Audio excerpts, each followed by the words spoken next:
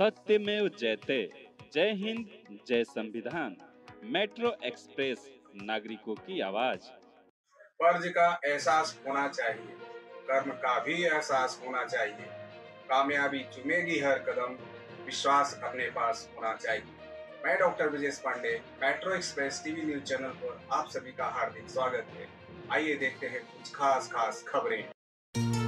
कोलकाता में महिला trainee doctor के साथ रेप वारदात से पूरे देश को हिला के रख दिया है। पूरे भारत देश में डॉक्टर ने हॉस्पिटल बंद कर हड़ताल पर चले गए हैं। कोलकाता महिला डॉक्टर के साथ रेप कांड से पूरा डॉक्टर समाज और महिला समाज बहुत ही गुस्से में है।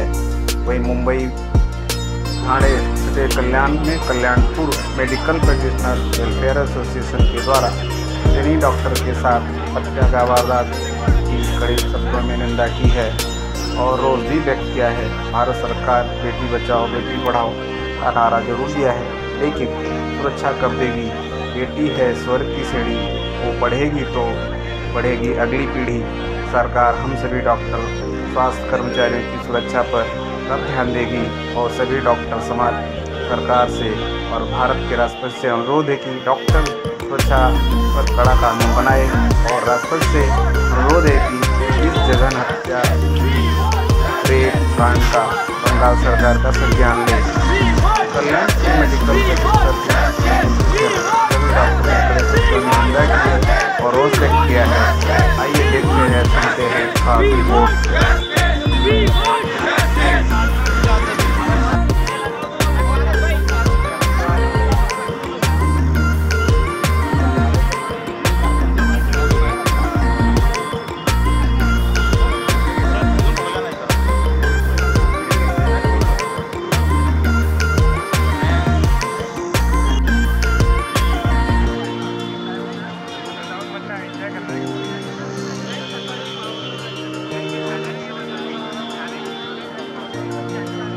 वाईट अशी घटना घडलेली आहे आणि गेले बरेच महिने आपण बघतोय की सतत कुठल्या ना कुठल्या स्त्रीवर हा अत्याचार होत आहे आणि खरोखर असं कुठेतरी वाटायला लागले की आम्ही स्त्रिया खूप असुरक्षित आहोत या ठिकाणी आणि एवढे घाणेरडे प्रकार होतात म्हणजे विचारही करण्याच्या पलीकडची गोष्ट झाली आणि एवढ्या क्रूरतेने त्या व्यक्तीला मारणं आणि तिची एवढी घाण अवस्था करणं म्हणजे अक्षरशः खूप लाजिरवाणी गोष्ट घडली आपल्या भारतामध्ये. पण मला वाटतं शासनाने या ठिकाणी खरंच कठोर कारवाई केली पाहिजे.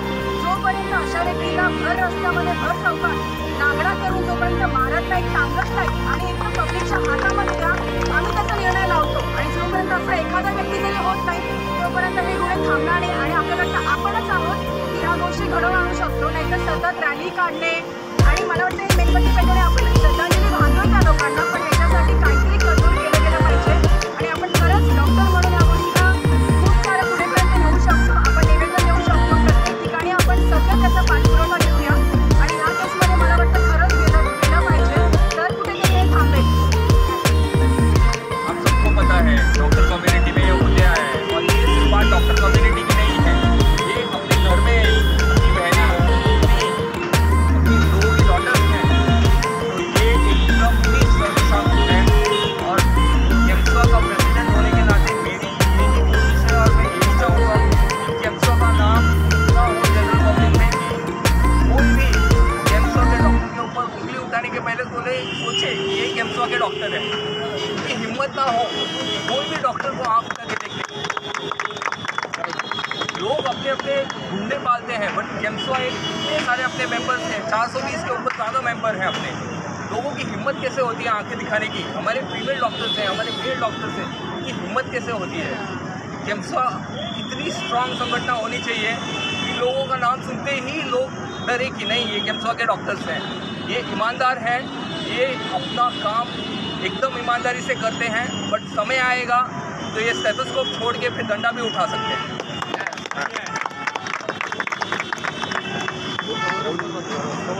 निषेध करतील तो काही कमीच आहे, पण आज कॅम्पसच्या माध्यमातून एवढे जे काही डॉक्टर्स आहेत त्या प्रोटेस्टसाठी जमलेत त्यांचं सगळ्यात पहिले मनापासून मी आभार मानतो. सकाळी बऱ्याच ते मीटिंगमध्ये काही बोलले की बेसिकली काय आहे की पूर्वीपासून या घटना होत आल्या आहेत पुढे पण होणार नाही याची काही शाश्वती नाही. पण आपलं काम आपण आपल्या माध्यमातून सरकारला म्हणा किंवा ज्या काही कन्सर्न अथॉरिटीज आहे त्यांना आपण एक मेसेज तर देऊ शकू या माध्यमातून की निदान तुम्ही काहीतरी कडक कायदा तरी करा किंवा काही केस बीस आधी फास्ट ट्रॅकवर जाऊन त्याचा लवकरात लवकर निर्णय घेतो. असा निर्णय येईल की पुढचा जो विचार काहीतरी कोणाच्या तो एकदा 1% तरी त्यांनी विचार केला की नाही बाबा असं होऊ शकतं, तरी आपण आजचं जे काही हे प्रदर्शन जे काही करतो ते सत्य झालं. आपलं झाली ती घटना फारच दुर्दैवी आहे आणि अशीच सगळ्यांनी ही युनिटी ठेवावी आणि आरेला कार्य करायची पण आपण तयारी ठेवायला पाहिजे. आपण जे म्हणतो व्हाईट कॉलर बिझनेस तसं थोडंसं आजच्या दुनियेत थोडंसं बाजूला ठेवलं तर जरा बरं राहील. म्हणजे जे काही ॲसॉल्ट वगैरे आपल्यावरती होतात त्याला पण आपण आरेला कार्य म्हणजे कधी ॲसॉल्ट झाला तर आपण बघतो की या डॉक्टरला एवढी मारहाण झाली तेव्हा हे कुठलं त्याचं इथं टाके पडले तर एखादं रिॲक्शन त्याला पण दिली पाहिजे, त्याच्या पण 2 टाके त्याच्यावर पण पडले पाहिजे. मी म्हणत नाही आपण असं करायला पाहिजे पण निदान एक काळाची गरज आहे. ह्या सगळ्या गोष्टी आहेत. तुम्ही सगळ्या जमला तिथं त्याच्याबद्दल परत कॅम्पस वॉचच्या वतीने तुमचे सगळ्यांचे आभार आणि या जी काही घटना घडली याच्याबद्दल धन्यवाद. मयुरी मॅडम 2 शब्द बोलतील.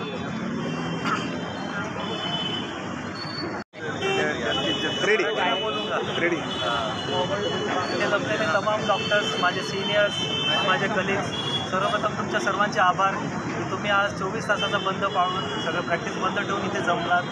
एक ग्लोबल कॉज आहे ही, कारण कोणाची तरी बहीण गेली आहे, कोणाची तरी पत्नी गेली आहे. आपण जर असं धरू तर आपण त्या याच्याशी कनेक्ट होऊ शकतो. ज्या प्रकारे तिची हत्या झाली सर्व स्रोत आहे ती कोण कल्प्रिट आहे ही आपल्याला माहिती आहे. तरी ठीक आहे, आपण सरकारला ही विनंती करतो की कायदेशीररित्या आपण जाऊ, कारण बाकी बरेच मार्ग असतात. पण आपण ही विनंती याच्याकरता करतो की कायदेशीररित्या आपण तिथे हे देऊ, आपलं निवेदन देऊ आणि कायद्याने त्यांना शिक्षा व्हावी ही आपली अपेक्षा आहे. डॉक्टर हे नेहमी सॉफ्ट टार्गेट असतात. काही झालं तर आपले म्हणजे पेशंट गेला तर डॉक्टरांना मारहाण किंवा हे होतं. बाकीच्या कुठलेही म्हणजे वकील असो, जज असो, यांना कधी या गोष्टी होत नाही. आणि आपण सर्व तमाम दिशा इथे जमलो आणि आपण आज यांना श्रद्धांजली व्यक्त केली. याबद्दल हार्दिक आभार व्यक्त करतो.